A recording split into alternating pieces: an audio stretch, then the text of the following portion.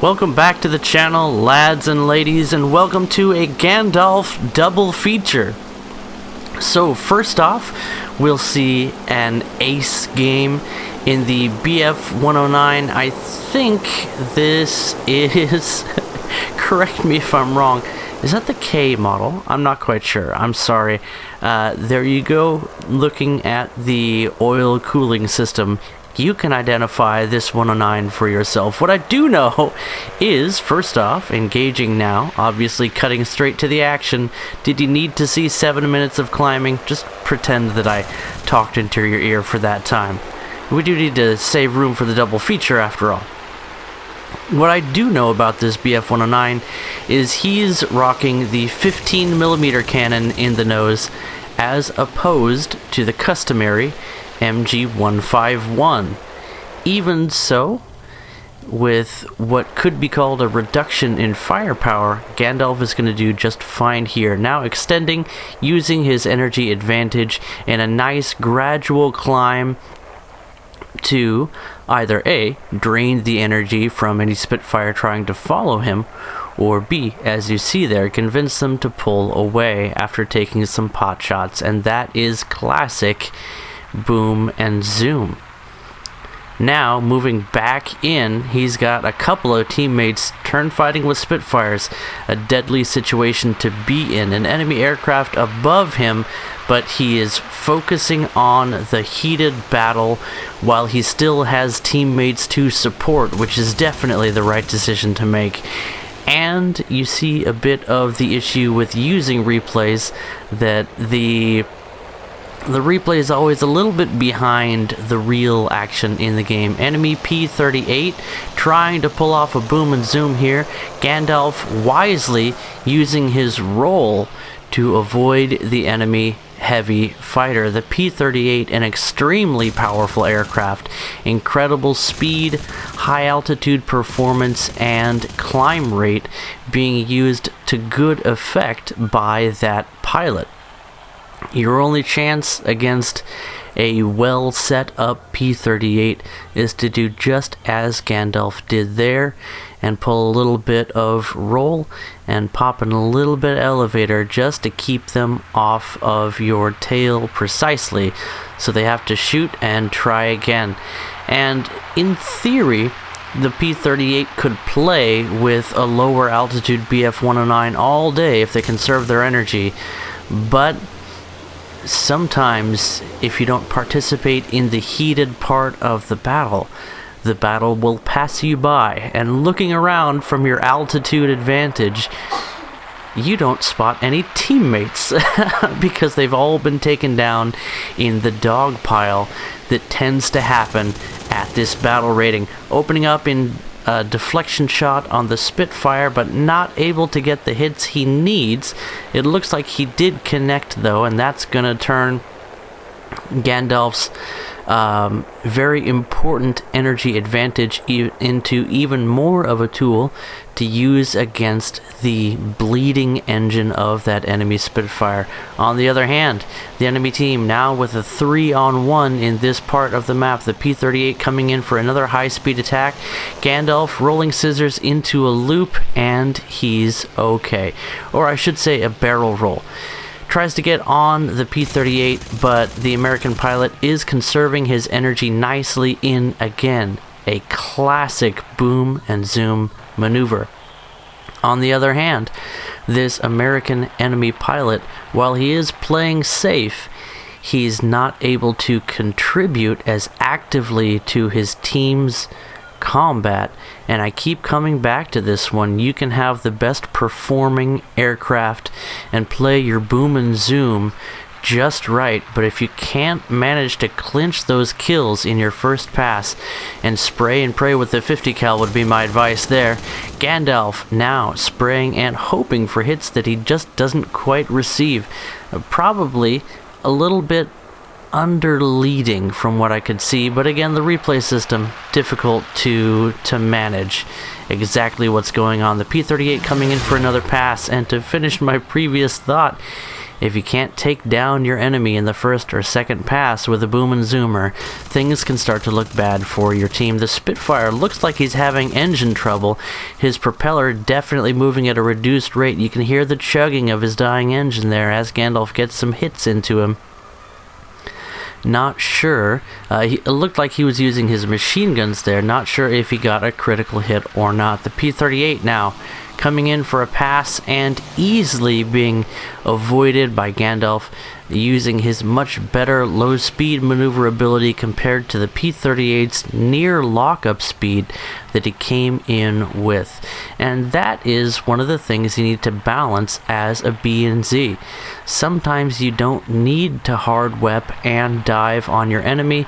Sometimes it's better to only have, say, 60 or 70 miles per hour speed on someone, enough to close, enough to take your shots and maneuver out, but not so much that your control surfaces start to lock up. And when you're starting your pass, you need to predict where your enemy will be able to avoid. Gandalf coming in for the pilot kill on the Spitfire, who managed to land with a dead engine. Kudos to him, but he won't be able to escape this match without paying the repair cost. And you know what? If it was any other plane, we might say poor show, but the Spitfire is the king of the turn fight, and he knew what he's doing when he lost that one.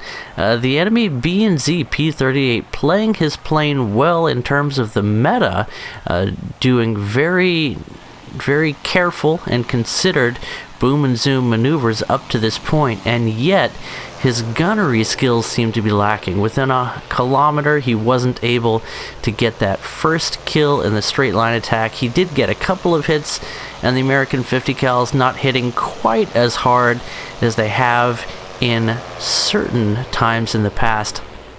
And they seem to be fairly well balanced now. I don't really hear people complaining either way all that much, but maybe you have your own opinions on how the American armament is working. I just love how many 50 cal bullets we get, and yes, my American bias is definitely showing. I would love to be in the position of that P-38 pilot up until this point, where he decides to go into a rolling maneuver with this Bf109 at low altitude, and Gandalf with some beautiful hits there almost takes down the very tanky P-38, but doesn't quite manage to overcome his enemy, taking it all the way into the vertical here, going for a stall maneuver as the P-38 almost stalls out underneath him, going for an extreme low speed turn, now kicking that rudder to get his plane on target. At this point, maybe throttle down a little bit, and it looks like that's exactly what Gandalf is doing, setting up the attack run as the P-38 is almost completely out of energy and continuing to lean on the elevator. Up until this point, the enemy P-38 pilot was playing very well, but I feel like he made some tactical errors here in the kinds of maneuvers he chose to use against that Bf109, giving Gandalf the win. Now we see our same hero in the... oh, what is this? It's the F something something with a number.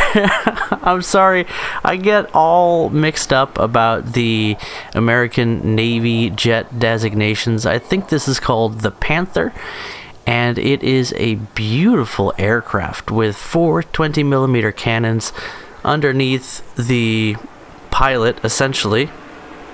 Not the worst position for your guns, and it sits in sort of a cluster of jets, both in the American tree and in the competition, that have somewhat similar performance. The popular Swift here, swiftly closing as Gandalf pops the air brake and goes for a turn maneuver.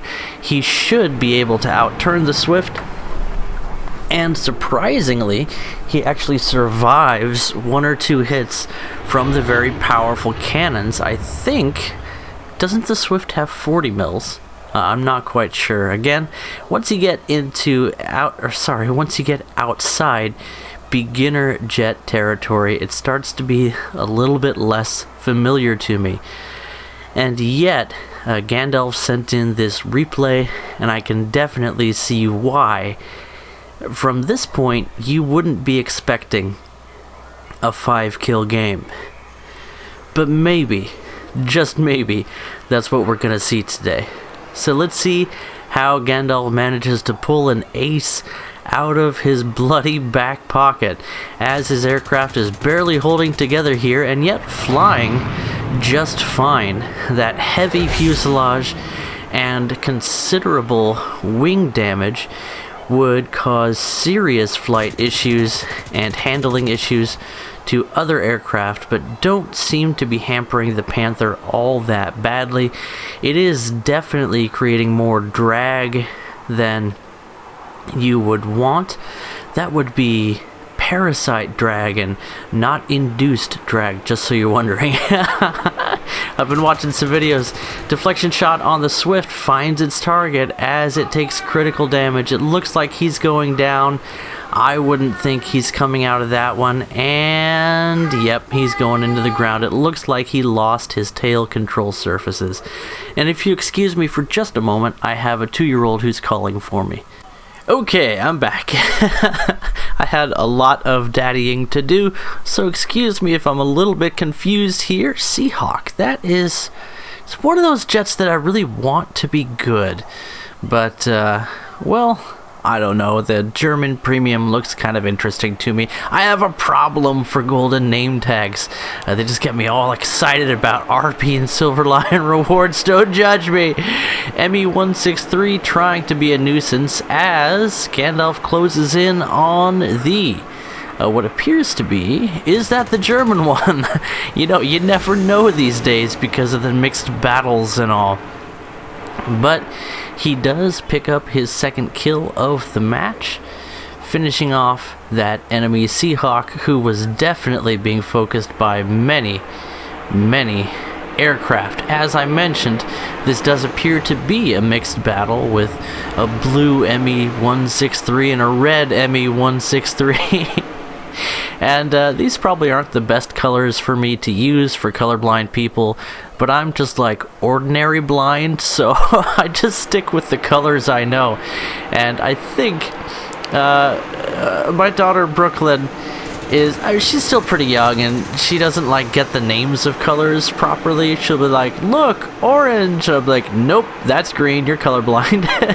So maybe she is, maybe she isn't. But I have a cousin who's very colorblind, and he's actually very good at seeing through camouflage, so there are advantages to that too, I suppose. And I am so excited. I just watched what's the next update? 1.93, 1.91, something like that. I just watched the TEC coverage of the Gaijin live stream, and I'm interested in what's coming in the future. Let's go ahead and fast forward a bit through some of the less heated moments of this video. Enemy MiG up ahead, or I should say overhead, and Gandalf still with heavy damage to his airframe, managing to have avoided serious damage to the critical components of his aircraft. Perhaps the only explanation for how he was able to achieve a nice 3 kills in this jet match. And you can see that the meta is quite different between the jets and the props like Bf109 and P38. Here you see speed, as we speed up the replay for a while to catch up to the action, is so much more important than altitude. And that might be a good thing, because Gandalf does seem to have a few holes in his cockpit. I don't think the pressurization system's working properly. And you know what? He's just lucky to be alive at this point, and already with 3 kills and more on the way. I say that is somewhat impressive. The F2H enemy aircraft. Is that the same one that Gandalf is in? Again, I'm not real good with the American Navy jets. I don't play them all that often. I mean, I don't really play them at all, to be frank with you. And the F-80A is about where I cut it off for the American line, despite my foray into premium territory with the F-89, which is a beauty. Oh, another thing that's coming with the next major update. Apparently, the F-89D is getting proximity fuse rockets. That should be fun.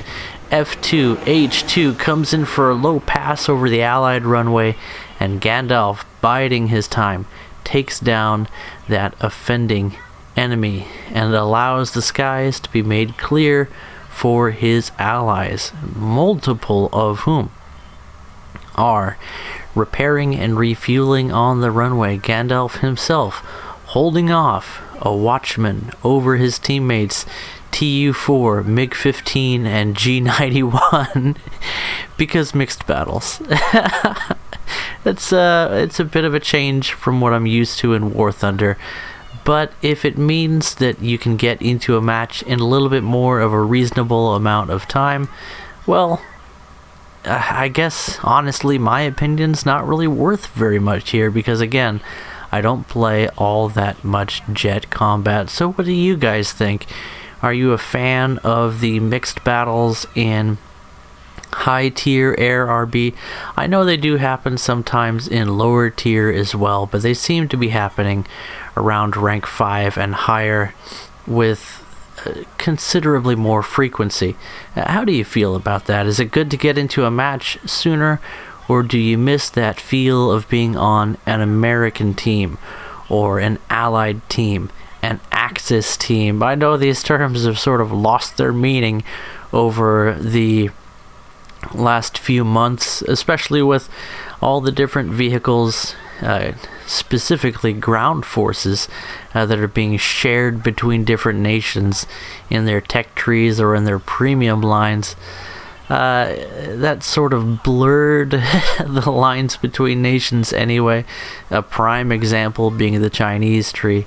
And I might be rambling a little bit here as we and Gandalf search for the final target, but I don't know, I've been looking for a chance to talk with you guys anyway, and I'm wondering how you feel about not where War Thunder is headed in general, but do you miss that feeling of playing a particular nation and seeing around you your fellow Americans or your fellow Germans in terms of the vehicles that are on your side of the conflict?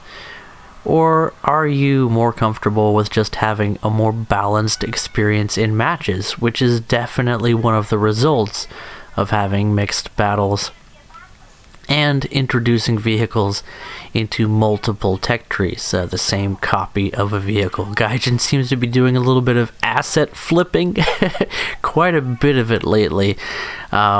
And while that creates opportunities, they end up being a little bit stale opportunities, in my opinion, as we hear the MiG.